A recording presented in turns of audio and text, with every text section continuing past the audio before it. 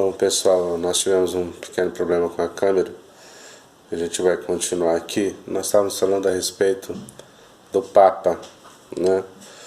E só recapitulando, né? Quem é, na verdade, o Papa dentro da questão da fé mesmo, né? Católica. O Papa é o representante de Deus, ou seja, o primeiro Papa, como eu já tinha dito, para eles consideram o primeiro Papa Pedro, e eles não acreditam, por exemplo, que há uma sucessão de apóstolos, né, depois dos discípulos. Eles acreditam que apenas quem sucede os apóstolos é exatamente a pessoa do Papa, né? Então, por exemplo, a única substituição que acontece é exatamente isso. Quando um Papa, ele, por exemplo, falece, um outro vai ser instituído no lugar dele, e este continua sendo um apóstolo segundo a liturgia católica, né? É colocado na pessoa do Papa um poder realmente muito grande. Então, por exemplo, eles acreditam que aquilo que é ensinado pelo Papa, aquilo que é determinado pelo Papa, tem o mesmo valor do texto da Bíblia, tem o mesmo valor daquilo que foi ensinado pelos apóstolos. Então, quando o Papa, por exemplo, ele vai fazer um pronunciamento, que ele se senta na cadeira, né, papal, lá no trono, e aquilo que ele fala ali é considerado uma palavra infalível, ou seja, ela tem o mesmo poder, o mesmo valor, a mesma autoridade de um texto bíblico. Então, por exemplo, no ano de 1517, o Papa que estava em exercício no momento, ele determinou, por exemplo, algo que eles chamaram de indulgência. O que eram essas indulgências? Eles estavam fazendo a reconstrução, né, da Basílica de São Pedro, e eles precisavam de dinheiro para isso. Então, o que o Papa determinou? Ele criou essa questão da indulgência. Isso começou na Alemanha. E qual era a intenção disso? Conseguir dinheiro. Então eles começaram a colocar valor, por exemplo, para que a pessoa precisasse de um perdão sobre o pecado, sobre salvação, sobre tudo isso, eles determinavam um valor. Então eles diziam que à medida que você ofertava, né, dentro, né, da igreja, no templo, a sua oferta ela se reverteria em perdão de pecados, em compra, né, especificamente compra da salvação. Então, quanto mais você ofertava, maior era a possibilidade de salvação, a possibilidade de alcançar realmente o perdão pelos pecados. Foi exatamente neste momento aqui que acontece, né, o que a gente chama de reforma protestante, né, começando lá por Lutero, depois outros grandes homens que entraram dentro disso, e começou exatamente aí. Foi por causa exatamente dessas indulgências que se iniciou toda a reforma protestante e chegou até nós nos dias de hoje. Hoje nós temos, infelizmente, dentro da igreja um comportamento muito parecido com isso, né? Hoje usa-se a oferta, principalmente dentro do movimento neopentecostal, dentro da igreja, usa-se muito a prática, né, da oferta a pretexto de alcançar o favor de Deus, alcançar a bênção do Senhor. Por exemplo, né, nós temos hoje, infelizmente, a prática de você dar uma determinada oferta, e essa oferta vai se reverter, por exemplo, na conversão de um parente, de alguém da sua casa, da sua família. E não existe nenhuma base bíblica para isso. É interessante que a igreja, ela nasce, né, ela renasce, melhor dizendo, ela começa um trabalho de restauração e e de avivamento, né, para a transformação do seu comportamento lá atrás, né, a partir de Lutero, né, nas 95 teses que ele criou. A igreja ela se reaproxima de Deus exatamente combatendo esse tipo de prática lá atrás. E infelizmente nos nossos dias a gente vê, parece que tudo isso voltando. Daí a importância de nós falarmos a respeito desses textos. Por quê? Porque a igreja precisa estar atenta com relação ao seu convertimento, ao seu comprometimento com a obra do Senhor, né? Eles acreditam, por isso que é muito sério nós entendemos essa questão do papado, porque eles acreditam que o Papa ele é aquele que tem uma revelação continuada, né, daquilo que foi, por exemplo, ministrado aos apóstolos e, portanto, inserido na Bíblia. Então, tudo aquilo que o Papa determina sentado na cadeira papal é considerado tão importante, tão sério e tão poderoso como a Bíblia, entendeu? Daí realmente essa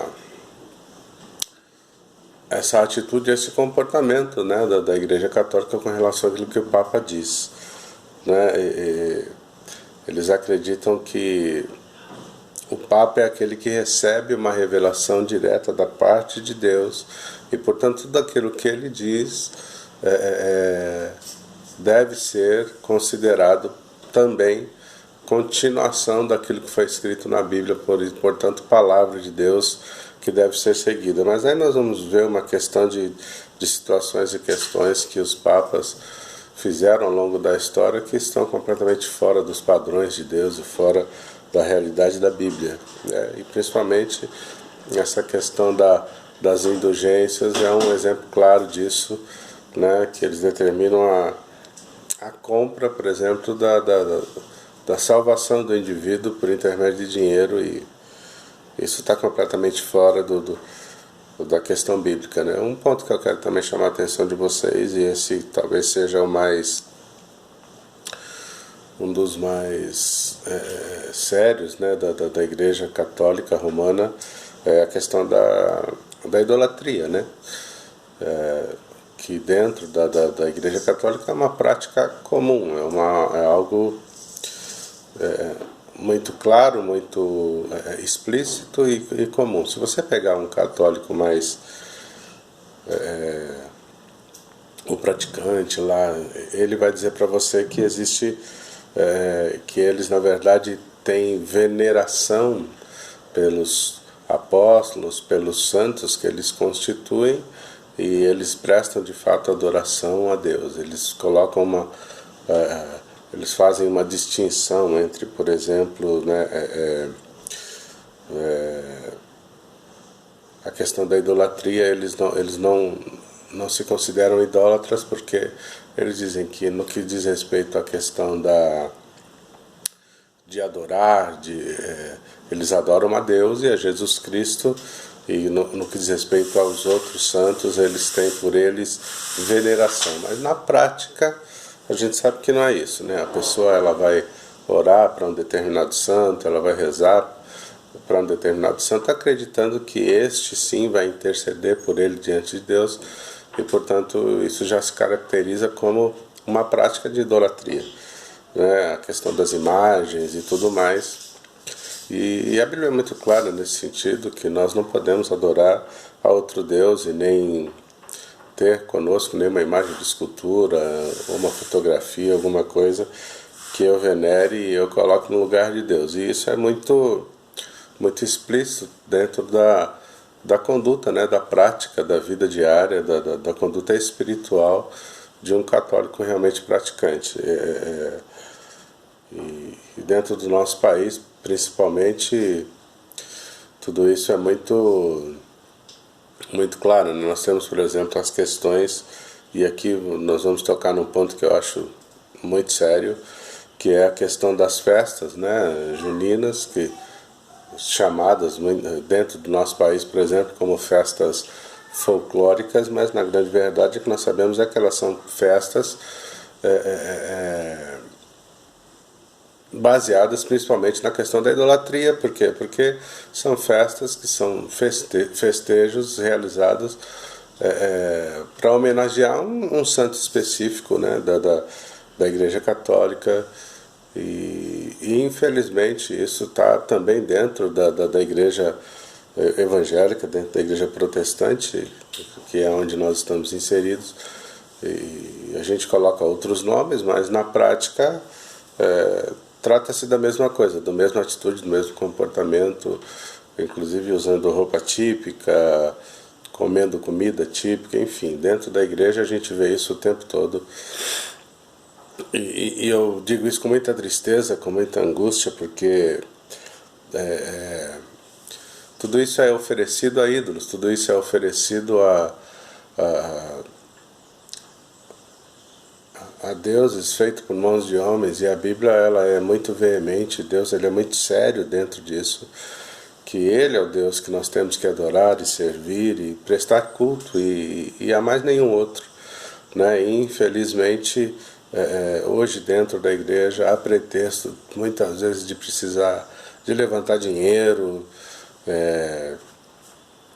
ou até de atrair pessoas novas para dentro da igreja. Nós usamos de subterfúgios que vão contra completamente os princípios da palavra do Senhor e aí a gente introduz dentro da igreja todo tipo de prática e de comportamento que Deus reprova, que Deus repudia, que Deus realmente não aceita. E fazemos isso a pretexto de estar evangelizando ou de estar levantando um determinado valor para sustento da igreja. Mas a igreja não depende disso, a igreja depende realmente de uma ação direta de Deus, de um comportamento direto de Deus, porque se Deus não intervir, se Deus não cuidar da igreja, se Deus não for o mantenedor da nossa vida cristã, do nosso ministério, daquilo que temos e somos, então não faz nenhum sentido e tem alguma coisa errada acontecendo conosco, né? E infelizmente hoje a igreja vem meio que se perdendo dentro disso, perdeu a mirada e portanto, por causa disso, vive essas práticas, né? Nós temos aí os chamados arraiá gospel e é realmente muito triste e espiritualmente falando, isso pode trazer um dano permanente para a vida de muitas pessoas, muito sério, mas parece que a apostasia chegou de uma maneira muito forte, muito poderosa, e ela vem trazendo muitos danos dentro da igreja, né? Quero falar também um pouco a respeito, por exemplo, do purgatório, qual é a crença, né? Qual é no que se baseia a prática, né? ou a crença do purgatório.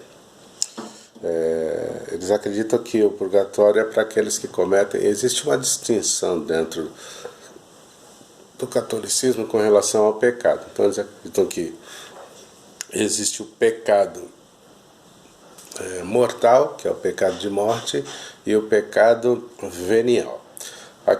O pecado mortal é aquele que pode me condenar e me mandar para o inferno, né? E o pecado venial, aquele que comete pecado venial, ele não passa. Aquele que pelo purgatório, por exemplo, ele já vai direto para o céu. Então existe aqui uma distinção, que existem alguns pecados que eles não consideram tão graves, e se você viver a tua vida cometendo, por exemplo, só esses, então está tudo bem, você não vai precisar nem passar pelo purgatório e você já vai direto para o céu. Pode ficar tranquilo que está tudo bem.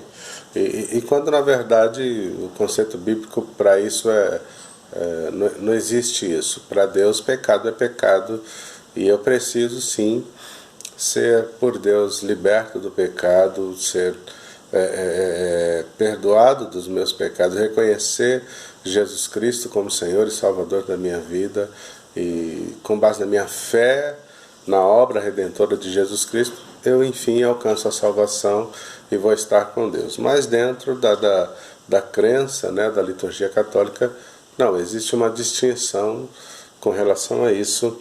E, por exemplo, alguém que comete pecado de morte, um pecado mais grave, essa pessoa, quando morre, ela vai passar pelo purgatório. Daí, e o que seria, no caso, o purgatório? O purgatório é um momento, é um sofrimento que ele é semelhante a ter ido para o inferno, tão doloroso e tão terrível quanto o inferno, mas ele não é eterno, ele é um sofrimento temporário. Daí a crença deles de, por exemplo, se fazer missa para alguém que morreu, como por exemplo a missa do 7º dia, porque eles acreditam que você rezando pela pessoa que morreu e ela estando talvez naquele instante passando pelo purgatório, esse sofrimento do purgatório ele é temporário e depois do pecado expurgado, né, essa pessoa vai ter, né, a possibilidade de se salvar. Então ela sai do purgatório, então vai para o céu e está tudo certo, está tudo resolvido. Mas a Bíblia ela é muito clara dentro disso, quando a Bíblia diz que ao homem cabe a ele morrer apenas uma só vez e depois disso segue-se o juízo. Então não existe condições para nós hoje, depois da morte, de passarmos por um estágio para que depois disso seja determinado ir para o céu ou ir para o inferno. Não, isso não. A Bíblia diz que segue-se o juízo, ou seja,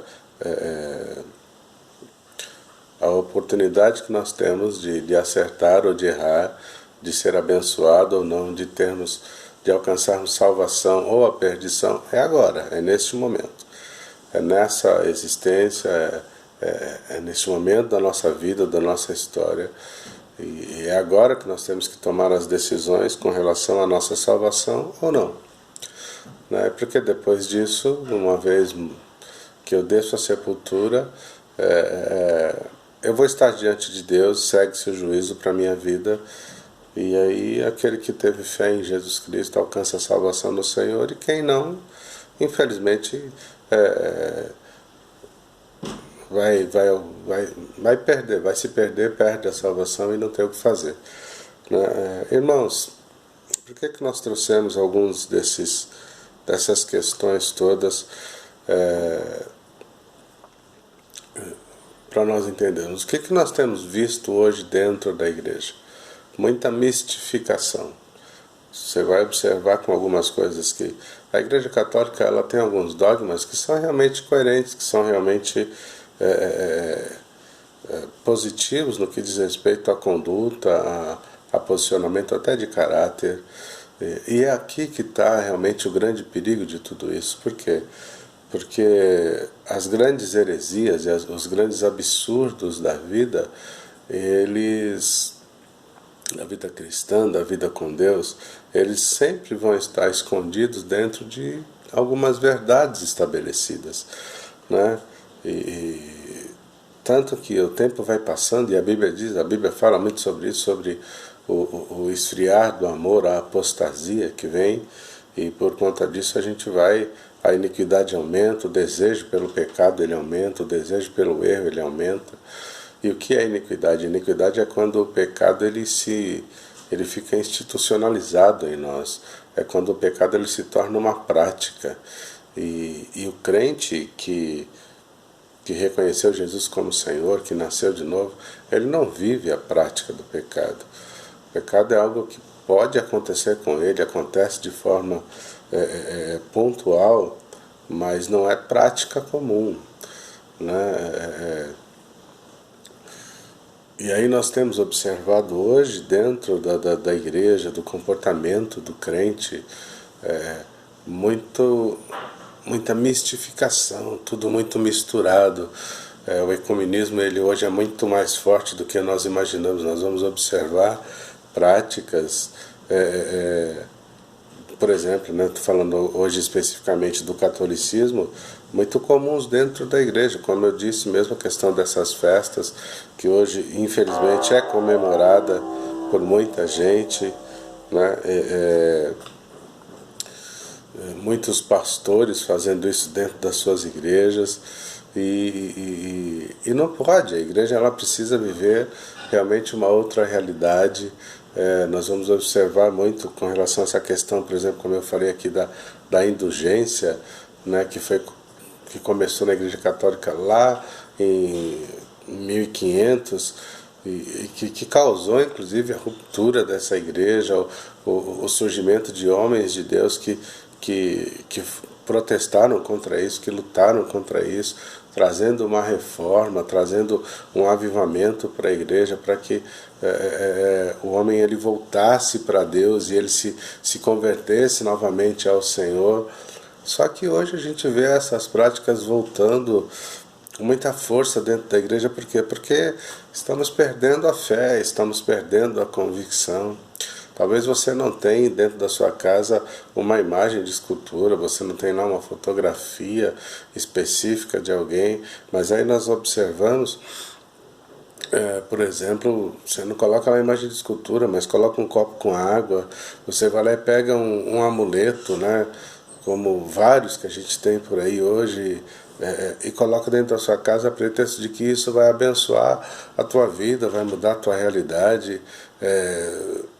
Vende-se tudo hoje dentro da igreja a pretexto de que estas coisas, quando adquiridas, elas vão trazer bênção e vão trazer restauração para a minha vida. E não existe nenhuma base bíblica para isso.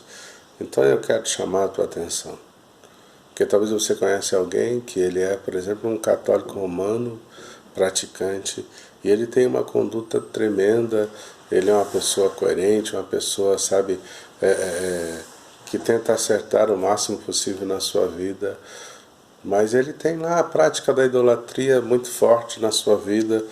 Mas o que é idolatria? Idolatria é exatamente quando eu coloco qualquer coisa no lugar de Deus, substituindo a pessoa do Senhor nas nossas vidas, e a gente vê isso na igreja o tempo inteiro, quando, por exemplo, eu instituo como um líder, né, um pastor, um bispo, um apóstolo, alguém tão extraordinário que eu venero de maneira exagerada, absurda, e tudo aquilo que ele diz ou ela diz é lei, enfim, eu acabo colocando essa pessoa numa posição muitas vezes mais importante e mais alta do que Deus.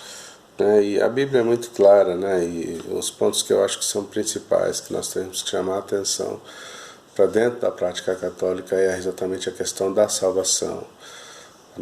A salvação só vem por intermédio da fé em Jesus Cristo. A Bíblia diz que não é por obras, para que ninguém se glorie, até porque nós já nascemos realmente com uma semente do pecado, já nascemos condenados, e é o único capaz de salvar e de transformar a nossa vida é Jesus Cristo. É importante frisarmos a questão da idolatria, a questão da compra da salvação e tudo isso. Por quê? Porque nós estamos aqui como representantes de Deus para pregar o Evangelho. E a Bíblia diz assim que o conselho bíblico para nós, a ordem bíblica para nós é que nós vivamos de acordo com a doutrina dos apóstolos de Cristo, vivamos dentro desta realidade e nós não podemos nos desviar disso. Então você crente, você filho de Deus, homem de Deus, mulher de Deus, precisa entender que em Deus não existe sombra de variação. Ele é poderoso, Ele é tremendo, Ele é fiel, e Deus não negocia, sabe, santidade, Deus não negocia posição, Deus não negocia comprometimento com a sua palavra. E se você quer ser um homem abençoado, se você quer ser uma mulher abençoada, se você quer viver de fato a vitória do Senhor sobre a sua vida, nós precisamos honrar a Deus de acordo com a sua palavra. E é por isso que nós vamos confrontar algumas das práticas que nós temos tido dentro da igreja hoje, que nós muitas vezes olhamos para outros segmentos religiosos e nós os repudiamos, mas na hora do dia a dia, na nossa vivência diária, nós acabamos praticando as mesmas coisas e E parece que para nós isso não tem problema, parece que é inofensivo, mas na verdade não é. Então Deus não vai olhar, a Bíblia diz que Deus não tem o culpado por inocente. Então, que você, meu irmão, que está diante do Senhor, entenda isso. Deus quer de nós, nos quer por inteiro, Deus nos quer 100%. E nós não podemos, a pretexto de querermos, de alguma forma, sermos alcançados, sermos beneficiados, agir de forma deliberada, imaginando que nós seremos poupados por Deus, de forma alguma. O ecumenismo é algo muito forte e ele é muito mais atuante, ele é real dentro da igreja hoje do que nós imaginamos. Amém? Então que Deus realmente possa guardar a tua vida, possa abençoar você. Na semana que vem nós vamos estar trazendo um outro segmento, comparando com a questão do Evangelho, pegando, na verdade, pontos principais dentro da crença, dentro da vivência de determinadas religiões, confrontando elas com o Evangelho, com a verdade do Senhor. E eu espero que isso possa trazer edificação para a tua vida. Amém? Uma boa semana para você e que Deus te abençoe.